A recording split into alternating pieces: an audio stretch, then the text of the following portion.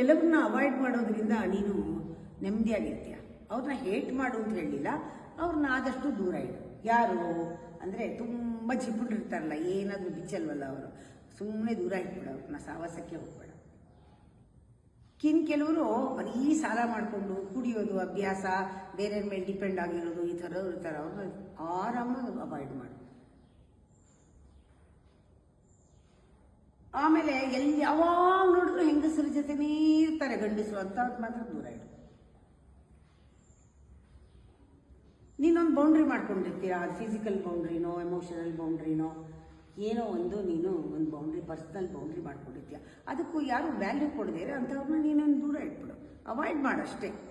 ಇಲ್ಲಿ ಅವಾಯ್ಡ್ ಮಾಡಿದ್ರೆ ನಿನಗೆ ಕಾಮಾಗಿ ಖುಷಿಯಾಗಿ ಆರಾಮಾಗಿರ್ಬೋದು. ಅದನ್ನ ಕೆದ್ಕಕ್ಕೆ ಹೋಗ್ಬೇಡ, ಯಾಕೆ ಮಾಡಿದ್ರಿ, ಯಾಕೆ ಹಂಗೆ ಮಾಡಿದ್ರಿ ಕೇಳಕ್ಕೆ ಹೋಗ್ಬೇಡ, ಅದಷ್ಟೇ ಬಿಟ್ಬಿಡಿ.